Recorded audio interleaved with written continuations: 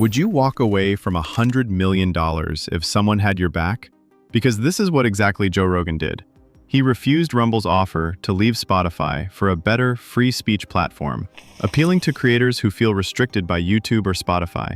Rumble's offer: bring all your episodes, old and new, uncensored, to our platform, and we'll give you $100 million for over 4 years. Saying, we stand with you, your guests, and your legion of fans in desire for real conversation. This is our chance to save the world. And yes, this is totally legit. However, to Joe Rogan, it isn't about the money. He's about trust and loyalty. But why? Why does he feel loyal to Spotify? What did Spotify do to gain his trust and loyalty? Before we can make sense of it all, let's put in some context behind it. Joe Rogan is a jack of all trades. He's a martial artist, a comedian, an actor, a TV show host, UFC Color Commentator, and is one of the most famous podcasters in the world. Born in Newark, New Jersey in 1967, Rogan's life wasn't always about microphones and viral clips. Growing up, he faced a rough childhood. His parents divorced when he was 5, and he's spoken openly about his father's violent tendencies, calling him crazy and a psychotic person on his own podcast. It's real weird. All my damaged shit came from my real father. And before you were 7? Yeah, before I was 7. That's all the damaging shit. My real father was crazy. He was like a psychotic person. Really? Yeah, he beat the fuck out of my mother. Like he would be the type to come home. He beat the fuck out of my cousin. Really? Yeah, he beat my cousin up. He picked my cousin up by his hair, dude. He got these vivid memories of brief, violent flashes of domestic violence that left a mark on him, but chooses not to dwell on them, saying, I don't want to complain about my childhood. Nothing bad ever really happened to me. That led to his parents' divorce, prompting his mom to take him to San Francisco to remarry a guy Joe describes as a hippie, a total opposite of his biological dad. But then my stepdad's a hippie. My stepdad was a computer programmer, and he was an architect. He went to school for architecture after he stopped doing computer programming. That's why we lived in San Francisco. But that's weird type shit that can affect you too. This shift flips Joe's world upside down at 7 years old. But it's also where Rogan starts to soak up different perspectives, learning there's more to life than just surviving. That contrast between his dad's aggression and his stepdad's openness plants a seed in Joe, a need to carve his own path, not just follow someone else's script. By the time he's 11, Joe's on the move again, this time to Gainesville, Florida, before landing in Newton Upper Falls, Massachusetts, where he settles and graduates from Newton South High School in 1985. As a teenager, Joe's small, shy, and getting picked on. He's not the jacked, confident dude you picture today.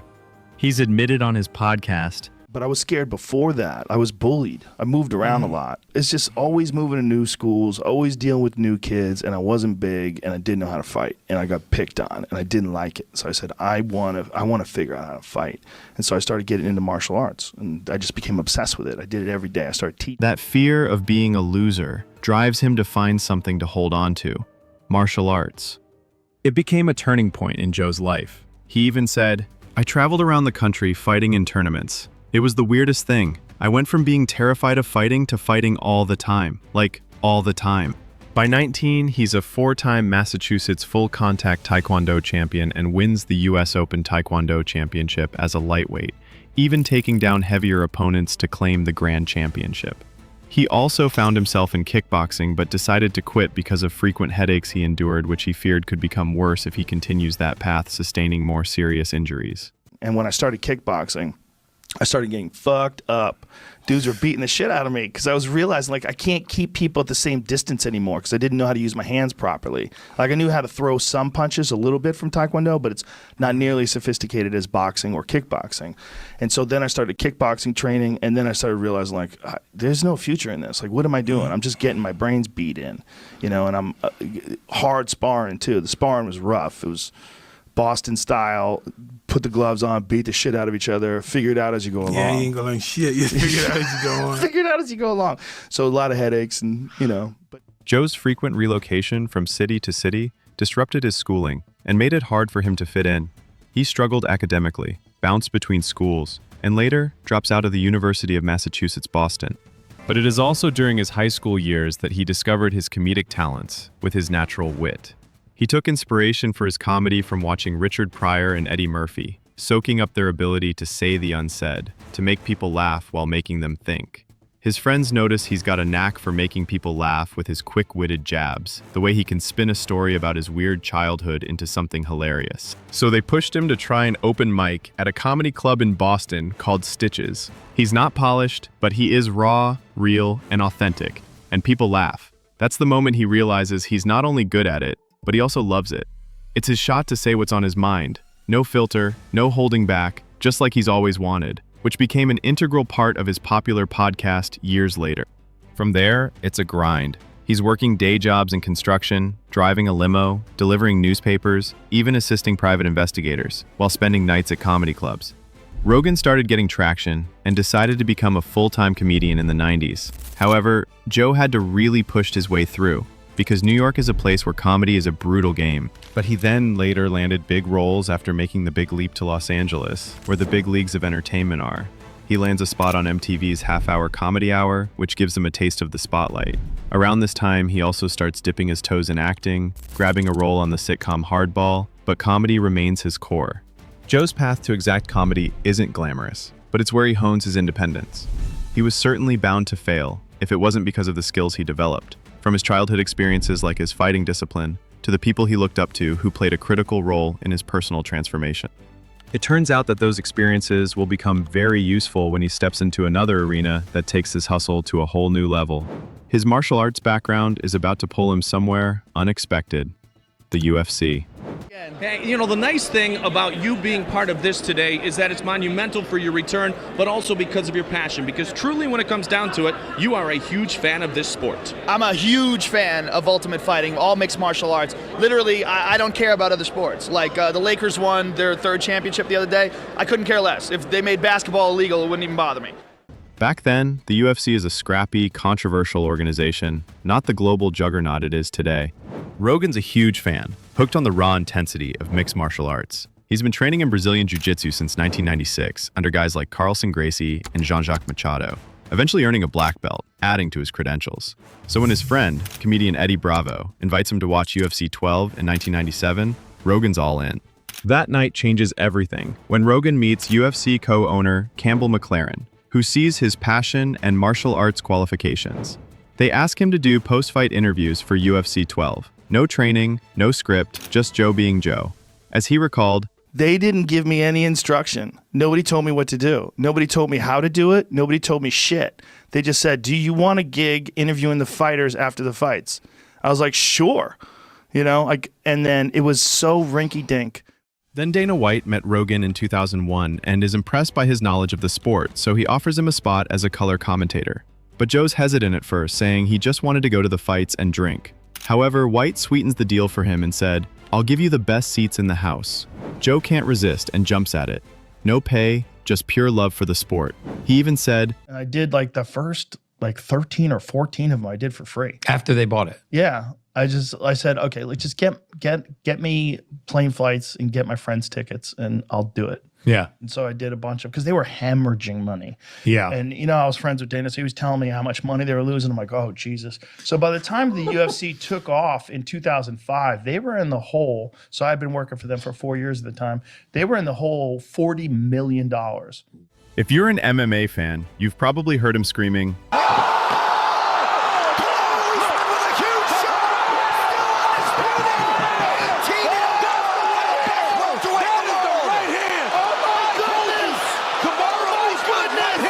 that's his job, and he's a natural and he loves it.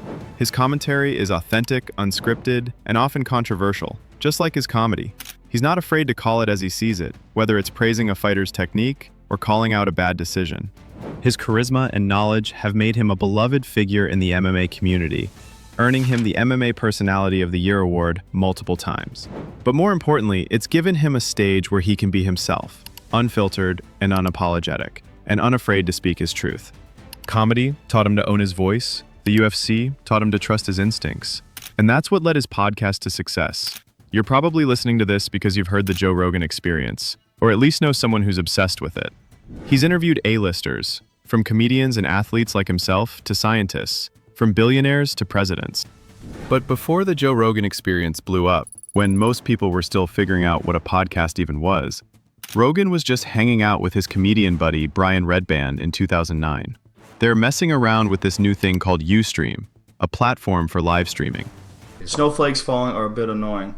Oh, come on. It's Christmas. Unlike polished radio shows, it felt like eavesdropping on a real conversation, and that realness became the podcast's secret sauce. Although Joe's already got a huge following from news radio, Fear Factor, which he hosted from 2001 to 2006, and the UFC, he started his podcast organically. He said, I wanted it to just be 100% me. And in the beginning, all my friends were like, what the fuck are you doing? Like, why are you wasting your time? They'd come over to my house. We were in one of my spare bedrooms with a desk set up. From that, move into like a little studio. We rented a little office space somewhere and then moved into a warehouse and got a real studio and then started having security there. It just got big, all organic. I never did ads for it. I never went on other people's podcasts and said, please watch my podcast. Never did any of that. Never promoted it. It just grew. what set Rogan apart was his long-form open discussion style, inspired by radio shows like Opie and Anthony. Episodes often stretched 2 or 3 hours, sometimes longer, diving deep into topics from comedy and MMA to politics, philosophy, and even UFOs. Rogan's not afraid to ask the stupid questions you might be thinking, making complex ideas feel approachable. As he said in a Spotify interview, "I learned how to assist the conversation's flow instead of waiting for my turn to talk." This curiosity-driven approach, paired with his knack for listening, made listeners feel like they were part of the journey. Early sponsorships, like Fleshlight in May 2010, helped fund the operation, even if they raised a few eyebrows. By August 2010, the Joe Rogan Experience had climbed into the top 100 on iTunes, a sign that something was clicking. 5 years later, the podcast was pulling in over 16 million monthly downloads and racked up a mind-blowing 190 million downloads a month by 2019. His long, raw conversations with his guests and his knack for getting people to talk make it so popular that many content creators copy his formula. Rogan's guest lineup is a masterclass in diversity. This variety draws in listeners from all walks of life. He's hosted everyone from comedians like Dave Chappelle and actors to physicists, environmental epidemiologists, Navy SEALs, and psychedelic researchers. High-profile guests like Elon Musk, Edward Snowden, Robert Downey Jr., Quentin Tarantino, Snoop Dogg, and even political figures like Andrew Yang and Bernie Sanders have used the platform to reach millions, boosting their own profiles while amplifying Rogan's reach. In 2020, Yang and Tulsi Gabbard saw fundraising spikes after appearing, and Bernie Sanders leveraged Rogan's endorsement to promote his campaign. The New York Times called Rogan an unlikely political influencer, and that influence helped make podcasting a go-to platform for public discourse. I have genuine curiosity. Everybody that I put on the show is the only reason they're on the show is because I want to talk to them. That's the only reason. I never say, ooh, that one's going to get a lot of views. Ooh, this one would be controversial. I know people think I think that way, but I genuinely don't. I go, what is this guy doing? He thinks the pyramid's a power plant? Let's talk. Yeah. Like, what is this guy says he back engineered a UFO? Fuck yeah. However, before signing a deal with Spotify, Joe's podcast was mainly aired in iTunes, which we now know as Apple Podcasts. That's already a big deal at the time, especially for a show that only started with Joe and his buddy bullshitting each other from their laptops. Rogan took it up a notch by airing his show on SiriusXM's The Virus channel, giving him a foothold in satellite radio. He started uploading on YouTube in 2013, where his channel, Powerful JRE, started racking up millions of views. When Joe had Elon Musk on episode number 1169, that alone pulled in over 42 million views. It made headlines worldwide when Musk lit up a joint on air, even causing a 9% dip in Tesla's stock. His podcast was earning around $5 million per year by 2017, which ballooned to roughly $20 million per year before his deal with Spotify in 2020. If you're Joe and you're earning that much, would you still leave? However, Rogan saw something no one ever did: censorship. Rogan was vocal about YouTube's tightening grip on content. In his episode with Dave Smith, he pointed out how YouTube was demonetizing about 25% of his episodes for controversial content, like discussions that pushed boundaries. He even mentioned his friend Tim Dillon getting almost completely demonetized for saying the wrong things. Joe said, "The possibility of getting censored by YouTube was one of the reasons I signed with Spotify. They won't let Tim make any money on YouTube. It's hilarious. It's too controversial. I'm going to face that, I'm sure, in the next few years at some point." Rogan doesn't like the fact that YouTube's policies are going to hit his freedom to speak. So he made a bold move to sign with Spotify when the platform offered him a deal in May 2020. I have an announcement. The podcast is moving to Spotify. I signed a multi-year licensing agreement with Spotify that will start on September 1st. Starting on September 1st, the entire JRE library will be available on Spotify as well as all the other platforms. Then somewhere around the end of the year, it will become exclusive to Spotify, including the video version of the podcast. A deal reportedly worth over $200 million to make the Joe Rogan Experience exclusive to their platform. The contract included an upfront payment over 3.5 years, plus a share of ad revenue. But what's in it for both parties? For starters, Spotify was on a power move to dominate podcasting, pulling listeners from competitors like Apple and Google. As for Joe, it was a chance to cash in on his massive audience while, he hoped, keeping his show's raw, unfiltered vibe. He reassured his fans. It will be the exact same show. I'm not going to be an employee of Spotify. We're going to be working with the same crew doing the exact same show. The only difference will be it will now be available on the largest audio platform in the world. Nothing else will change. It will be free. It will be free to you. You just have to go to Spotify to get it. Estimates suggest Rogan's show could bring in $3 million a month in ads at the low end, making it a cash cow for both him and Spotify. Spotify was betting big on podcasting, spending over $1 billion on deals like Gimlet Media, The Ringer, and exclusive contracts with stars like the Obamas and Kim Kardashian. Joe's 190 million monthly downloads were a golden ticket to pull listeners to Spotify, boosting ad revenue and subscriptions. However, what Joe didn't expect was Spotify wasn't exactly a censorship-free paradise either. When Joe's back catalog moved over, fans noticed over 40 episodes were missing, including ones with controversial guests like Alex Jones, Milo Yiannopoulos, and Gavin McInnes. There's too much influence on content. Anytime anything gets big enough, Right. you're gonna get shit like that. There's gonna be strings attached, you know?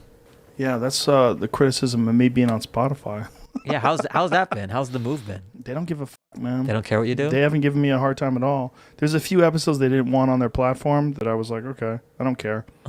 But other than that, like in terms of what I do in the future, like the big test was having Alex Jones on. Yeah. People are like, they're telling Joe Rogan what he can do, what he can't do. I'm like, they're not. They're not. But choosing what and what not to put on the platform is censorship in and of itself, right? Everyone's allowed to voice out their opinions, and that's what Rogan's podcast is all about, freedom of speech. However, free speech can be directly correlated to a person's insignificance, and Joe has become too big and influential that his words and opinions could sway public's decisions, especially on important issues such as the COVID-19 pandemic that landed him in some serious hot water. Joe's skepticism about vaccines and his push for alternative treatments like ivermectin stirred up a storm. He said on his podcast that young, healthy people didn't need the vaccine, which got him a direct rebuke from Dr. Anthony Fauci and even the White House. Rogan defended himself, saying, "I'm not an anti-vax person. I believe they're safe and encourage many people to take them. And I'm not a doctor. I'm not a respected source of information, even for me." Guests like Dr. Robert Malone and Dr. Peter McCullough pushed back on vaccine mandates and mainstream health advice. The backlash got intense when, in January 2022, over 200 doctors and scientists signed an open letter to Spotify, accusing Joe of spreading misinformation that could harm public health. Things escalated when Neil Young and Joni Mitchell pulled their music from Spotify in protest, demanding to deplatform Rogan. But Joe didn't back down entirely, although he made a rare concession, promising to diversify his guest list and add disclaimers to COVID-related episodes. Rogan stood firm on questioning the narrative, saying, "If you're taking vaccine advice from me, is that really my fault?" Neil Young wants me removed from Spotify. I was like, what the going on? This is crazy. Spotify got calls from 2 former presidents. Really? Oh, yeah. What about? Oh, yeah. Did they deplatform? Did you get No. censored or deplatformed? No, I grew in by any way? 2 million subscribers in a month. Right. I did. Because people started listening. However, at the height of his controversies, a video compilation of Rogan saying the N-word surfaced after a singer, India Ari, reposted it. This resulted in further backlash and calls for accountability. But Joe said he only used the word for the purpose of discussion, not as a racial slur. However, despite it being taken out of context, which he claimed was a political hit piece, he took responsibility and apologized, saying the language was shameful and regretful. Hello, friends. I'm making this video to talk about the most regretful and shameful thing that I've ever had to talk about publicly. There's a video that's out that's a compilation of me saying the N-word. It's a video that's made of clips taken out of context of me of 12 years of conversations on my podcast, and it's all smushed together, and it looks fucking horrible, even to me. Now, I know that to most people, there's no context where a white person is ever allowed to say that word, never mind publicly on a podcast. Spotify's CEO, Daniel Ek, condemned the slurs, but stood by Rogan, saying, "Silencing Joe is not the answer, but canceling voices is a slippery slope." Rogan himself agreed to remove some episodes after talks with Spotify, showing a willingness to compromise while maintaining most of his creative control. Spotify removed 113 episodes in total, 70 of which was chosen by Rogan himself, proving his value outweighed the controversy. This resilience likely reinforced Rogan's trust in Spotify as a partner that wouldn't muzzle him just to fit other people's narrative. However, another video platform took a shot with Rogan. In February 2022, right in the middle of Joe's Spotify controversies, Rumble, a favorite among conservatives, came knocking with a big offer. Their CEO, Chris Pavlovski, tweeted an open letter to Joe, offering $100 million over 4 years to bring the Joe Rogan Experience to Rumble, promising no censorship for all his shows, old and new. They said, "We stand with you, your guests, and your legion of fans in desire for real conversation. This is our chance to save the world, and yes, this is totally legit." Rumble was riding a wave, growing from 1.6 million to 31.9 million monthly users between 2020 and 2021, backed by big names like Peter Thiel and JD Vance. They were positioning themselves as a free speech haven, especially after Joe's issues with Spotify, pulling 113 episodes over COVID-19 misinformation and his past use of racial slurs. During a stand-up show in Austin, Texas, someone asked him if he would take the offer, and he said, "No. Spotify has hung in with me inexplicably. Let's see what happens." But let's understand why. First, Spotify stuck by him, so he wanted to return the favor back, and loyalty mattered to Rogan. Second, Rumble's right-wing vibe could potentially shrink his audience by risking alienating his diverse listener base. That didn't align with Joe's goal of reaching everybody, not just one side of the political spectrum. He's always been about broad appeal, not niche echo chambers. Third, his Spotify contract was exclusive, so jumping ship might have been a legal mess. Not only that, but also Spotify's deal was over $200 million, and Rumble was only half of that. It was a no-brainer. That's more cash and a bigger platform, with 406 million monthly active users in 2021 compared to Rumble's 39 million. Rogan's podcast has roughly 11 million listeners for every episode it releases, reaching 190 countries worldwide, with 50% of his audience watching outside of the US, ranking #1 podcast the 5th time in a row, earning over $100,000 per episode. And it just makes sense for Rumble to try and poach him to join their company, because it will be an overwhelming benefit to them. But to Joe, he would have lost more than he would have gained. And if Rogan left, he would have missed a $250 million 2024 renewal with Spotify, in which this time is a non-exclusive deal, which means he's back on YouTube, Apple Podcasts, and Prime, diversifying his income stream to multiple platforms and stretching his reach even further. Rumble's no-censorship pitch sounded good, but joining a platform tied to one ideology could have boxed him in, limiting his reach and his freedom. Plus, Spotify's massive audience gave him leverage to keep doing his thing. To Joe Rogan, it's not just about the money, it's also about loyalty and integrity. After all, loyalty pays its dividends. And it certainly did this time. Thanks for watching. Hope you enjoyed this video. If you do, please like and subscribe to our channel to find more stories that change your perceptions, which affects value and price tags. I'll see you next time.